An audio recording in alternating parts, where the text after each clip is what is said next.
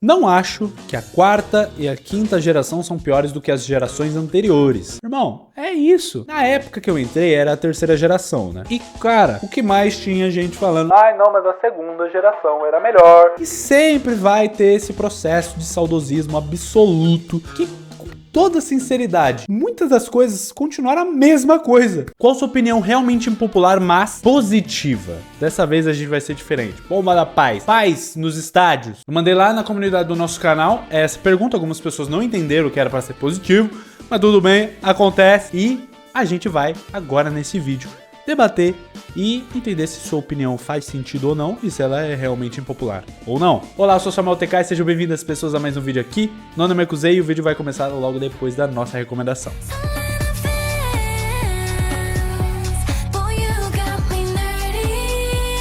Você não precisa gostar de tudo que o seu fave lança. Você é fã, não CLT. Hoje em dia, não só no K-pop, né, em tudo, a gente precisa falar o óbvio, né? Se você é fã de uma parada, você é fã, você só gosta, você gosta. Você não precisa fazer a checklist de coisas que você precisa fazer pra você ser super fã do bagulho. E outra, você não precisa ser super fã de uma parada. Eu já deixei faz tempo essa carteirinha de gosto de K-pop, então logo eu preciso saber o nome de cada pessoa aqui desse grupo, ou que eu preciso fazer 1001 coisas. Irmão, eu não preciso provar nada a ninguém. Eu tô no K-pop há 70 mil anos, eu tô de boa, e isso não é mérito, muito menos demérito. E se houver algum questionamento sobre eu gostar de alguma parada, é só ver meu canal. E se eu não gostar de uma parada, dane-se. E se eu gostar pela metade, dane-se. Mano, é o óbvio. Gente do céu, tamo em 2025, cara. Tamo em 2025, e isso é argumento suficiente pra você se tocar. As solo stan são bem-vindas, desde que respeitem os outros membros dos grupos. De novo, a gente tem que falar o óbvio aqui. Seguinte, solo stan, pra quem não sabe, é aquela pessoa que não se identifica com o resto do grupo,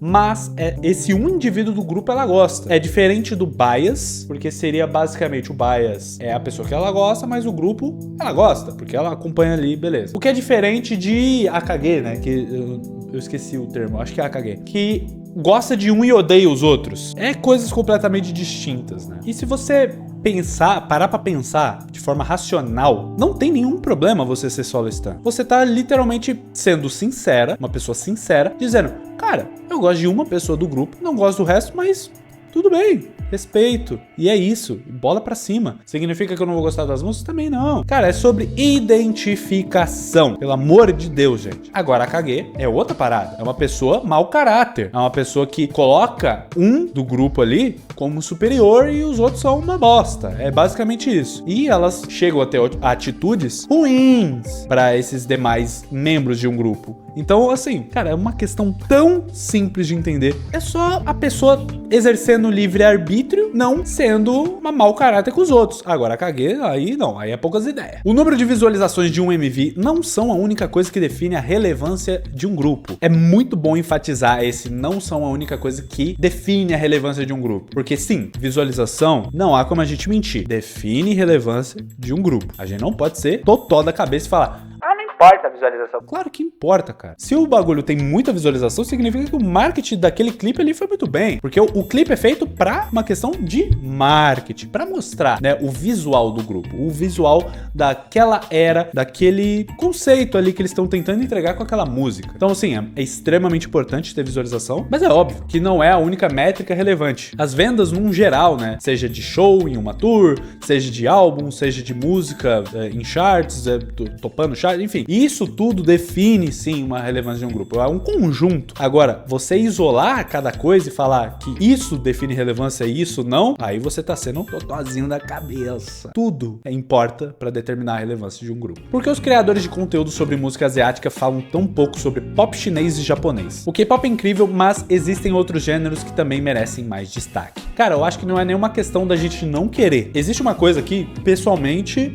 os meus demais colegas vão concordar. Não dá pra gente que fala sobre K-pop chegar e falar sobre pop japonês, porque você pode não estar interessado. Você aí que tá acompanhando agora e tá falando, meu Deus, eu nunca ouvi pop japonês, ou meu Deus, eu não gosto. O fato de algumas pessoas não gostarem vai fazer com que o conteúdo seja completamente irrelevante pra uma parte e acaba atrapalhando a questão de tráfego no meu canal. Porque imagina, aí eu tô falando de K-pop, aí do nada eu tô falando de pop japonês, aí o público é distinto, muda bastante. Eu já fico meio com o pé atrás de falar de drama sul-coreano, Porque, querendo ou não, é um público diferente que eu vou atrair. Eu reagi lá àquele negócio do Fantástico e é uma galera totalmente diferente que eu trouxe pro meu canal, mano. Algumas delas pagaram 3 mil reais. 3 mil! Eu não sabia desses valores. Mano, é outro público. Doideira. Desde a pandemia. É outro público.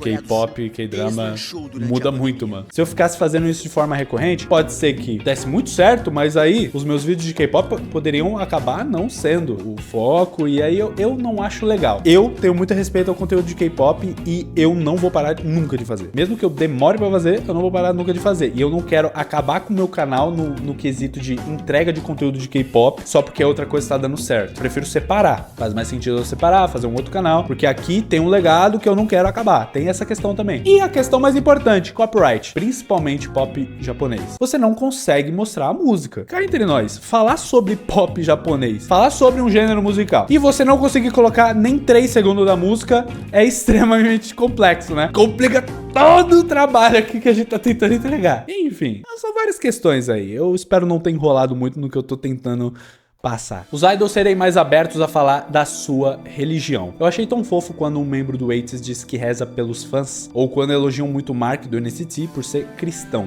entre vários outros idols. Mesmo a Coreia do Sul sendo um país conservador, a gente não via os idols tendo essa confiança pra falar. Eu acho muito legal, é questão de liberdade religiosa. Eu acho que não tem nenhum problema alguém falar que, não, eu sou dessa religião e tamo junto. E é isso, é uma questão de respeito. Respeito pelas diferenças. Tanto por você não seguir nenhuma religião, eu tenho que te respeitar, quanto por eu seguir, eu tenho que ser respeitado. A vida é um coletivo. Se a gente não respeitar a diferença, principalmente falando de K-pop aqui, se em todo o resto a gente preza por isso, de respeitar as diferenças, não vai ser diferente no K-pop, né? Pelo amor de Deus. A toxicidade do K-pop gera qualidade musical. Frase forte, hein? Vamos entender. É inegável quão ruim é a indústria para os artistas. Embora umas empresas sejam menos piores do que outras, mas a busca pela excelência que desgasta os artistas de forma física e mental não trazem trabalhos musicalmente ruins. Sim, tem muita música que eu gosto e coisas que eu prefiro nos artistas / grupo. No entanto, tecnicamente as empresas garantem certa qualidade. Abre aspas. Mas idols da empresa Y não sabem cantar. Fecha aspas. Ou, abre aspas de novo. Idols da empresa X não dançam. Fecha aspas. Beleza, fera. Isso se chama se especializar. E imagino que faça parte da proposta das empresas, tanto na prospecção de novos talentos, quanto para os fãs saberem onde ir para encontrarem o que mais gostam. De qualquer forma, a musicalidade é de maior qualidade devido às empresas obrigarem a perfeição nos idols. Eu entendi onde você tá querendo chegar, mas ao mesmo tempo é uma coisa muito rasa você dizer pra mim que o fato de ser tóxico é que traz essa perfeição. Cara, a gente volta e meia vê algum conteúdo audiovisual onde tem aquela pessoa que, sei lá, é espancada pra aprender a tocar piano. Beleza. Então quer dizer que só existe gênio do piano que foi espancado pra aprender piano. Não! Não aconteceu isso. Todo mundo que é excelente em uma coisa sofreu absurdamente pra aprender aquilo? Não é verdade. A gente não pode meter esse louco. As pessoas aprendem, aperfeiçoam aquilo que elas são boas ou aquilo que elas querem ser boas e ponto final. É sobre propósito, sobre querer fazer algo. A gente não pode normalizar essa toxicidade do K-pop como se fosse algo determinante pra criar a excelência do K-pop. Não, isso aí é loucura, mano. Isso aí não existe. E a questão de o K-pop ser um trabalho difícil, de rotina, extenuante, beleza, isso aí existe em diversos trabalhos e é algo que a gente tem que conversar, não estamos exagerando, não sei o que lá, mas de novo, eu vou ser enfático, não é determinante uma rotina de bosta, um trabalho tóxico pra você ser excelente, porque senão, irmão, tava todo mundo com problema mental aí, que conseguiu alcançar um patamar muito renomado em seu setor. Com todo respeito à sua opinião, eu não tô querendo te atacar nem nada, mas essa é a minha visão. Sticker é sim uma música muito boa. Aquela flauta é o que faz a música ser criativa e não me cansar dela. Eu vejo muitos criticarem a música por essa repetição que se torna cansativa, entre aspas. Mas eu sou viciado. Irmão, a flautinha é determinante pra falar, que musicão. Quem não gosta da flauta é maluco. É maluco, sim. Você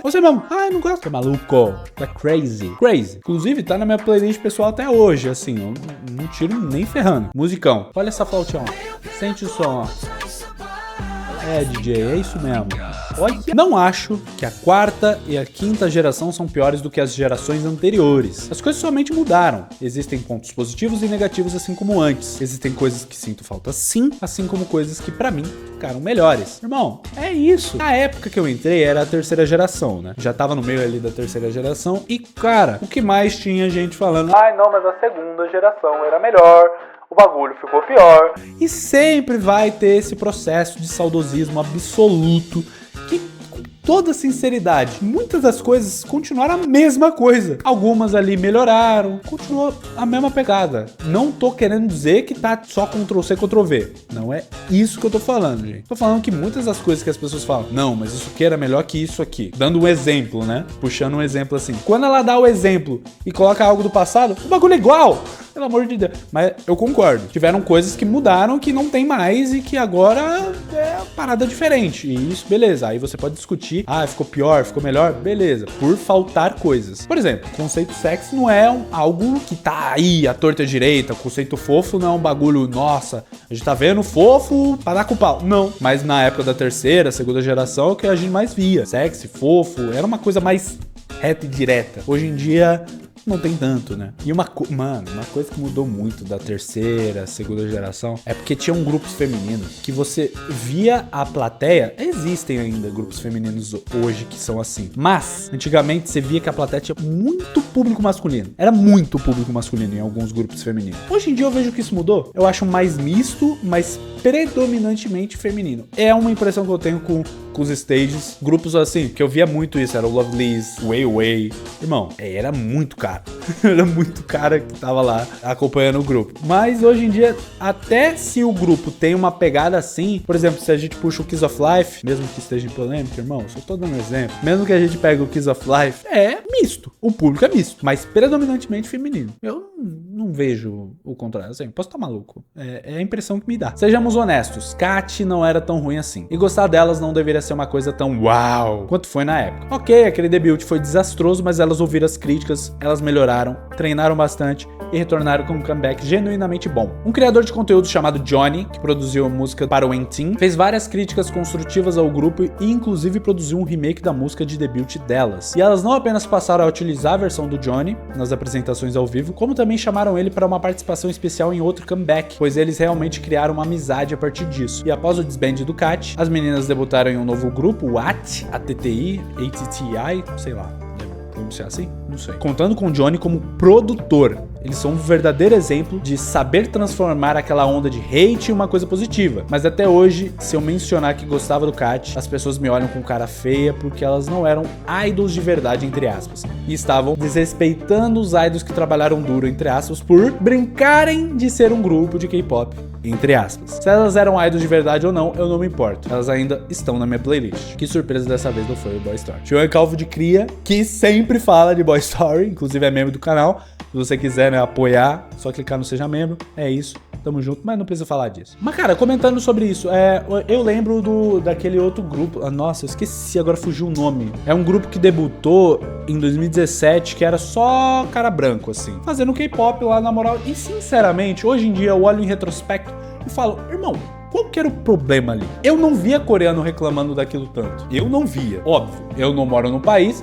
Eu não fico em contato 24/7 em fórum coreano, mas eu não vi comentários negativos. Tanto que eles participaram de um programa coreano na época. E ninguém reclamou. Eu não vi ninguém falando, nossa, que coisa tenebrosa. Não vi. Mas acaba sendo meio loucura se você parar pra pensar, porque na época esses grupos foram esculachados. Aí a gente vem agora no Black Swan, apesar de não ter sido esse o objetivo do Black Swan, que era pra ter coreana sim e tudo mais, mas acabou que só tem estrangeiro no grupo. E as pessoas apoiam o Black Swan. As pessoas não saem e caem matando em cima do Black Swan. Então eu não consigo entender qual é o problema daqueles outros grupos. Qual que foi exatamente o problema? Será que a gente só escolheu odiar esses grupos e agora o Black Swan, tá tudo bem? Não tem uma lógica, né? E com todo respeito ao Black Swan, eu acho o Black Swan um grupaço, tá? Grupaço. Mas, se a gente não gostou daquilo, por que a gente tá gostando disso? Eu não vejo sentido. Então, eu prefiro não ser hipócrita. Black Swan é bom e se as músicas daqueles outros grupos forem boas, legal. Sobre questão de,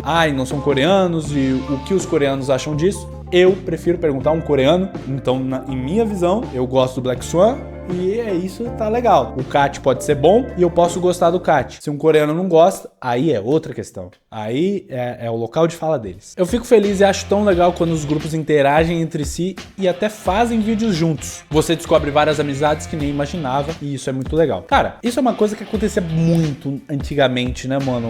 Os grupos aparecendo juntos em show de variedade. O que eu sempre lembro é o Girl Generation com o 2PM em Cab Song, que é o clipe, né? Quando fala de interação, eu sempre lembro disso. Mesmo que não tenha muito a ver com o comentário em questão. Mas eu acho muito legal também essa interação. Por exemplo, um dos que eu mais gostava que eles interagiam era Yoongi, do cara, e o Jackson do GOT7 lá no Roommate. Irmão, aquilo era conteúdo, mano. Aquilo era cinema. Gostava muito deles. Eles dois juntos, pra mim, era cinema. 너무 커 이거는. 아니야 그만 싫어.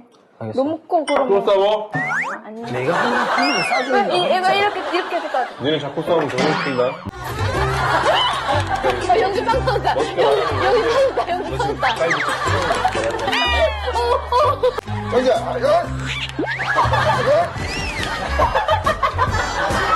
지금 바로 가야 돼. 지금.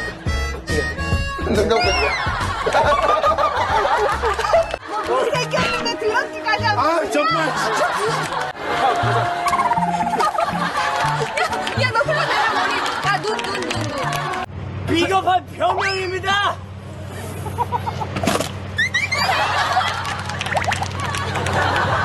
야 너 나한테 야 너. 비겁한. 아 진짜. E a risada da Yoongi do cara também é cinema. Que ela ri com a boca aberta só. Só a boca aberta, em silêncio. Ah, eu gostava muito disso. Época simples, né, mano?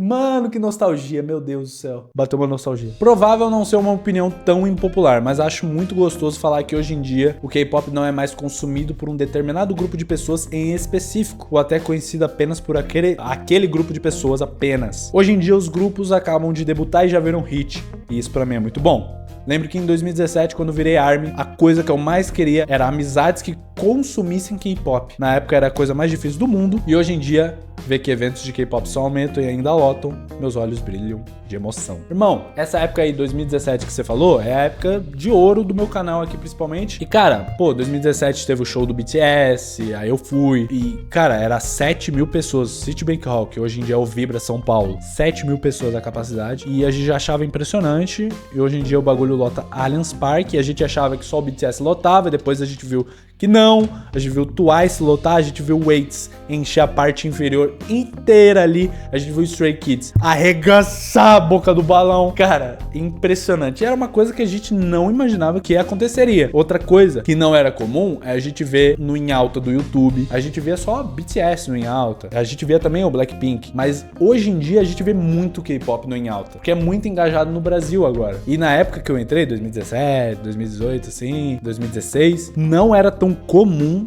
essa alta taxa de visualizações nos clipes. Mesmo que alguns sejam promoção paga e tudo mais, mesmo assim, irmão, hoje em dia é um negócio absurdo, absurdo. Então, de novo, mais uma dose de nostalgia aqui. Mano, que sensação boa. Meu Deus, lembrar dessas coisas. Ter um conceito repetitivo, entre aspas, não é necessariamente ruim. Quando um grupo mantém um estilo ou conceito consistente, sempre há quem critique, dizendo que elas deveriam inovar. Mas ter uma identidade pode ser um grande diferencial. Se um grupo encontra um som ou estética que funciona pra eles e agrada aos fãs, não tem problema nenhum em seguir essa linha. Concordo com você. Pra mim, uma das características mais legais que tinha assim no Lovelyz, no Defriend, era essa coisa de seguir. Eu acho que essa quebra de conceito que elas trazem é só pra uma renovação, por elas terem envelhecido, por terem amadurecido musicalmente, não que isso seja um demérito ao conceito anterior, mas que as pessoas mudam. E eu acho que existem momentos e momentos pra você criar uma parada. Também você não fica estacionado pra sempre em uma coisa, porque você fica pra trás. Então elas mudarem é um processo natural, mas não é um problema se manter num conceito durante um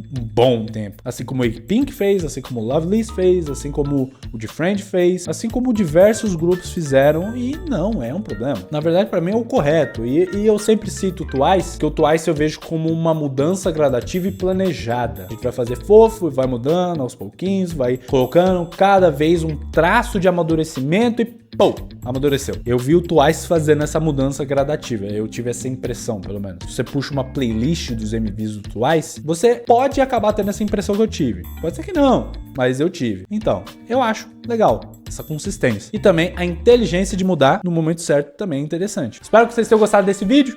Deixa o like, se inscreve no canal e tamo junto. K-Pop é Good.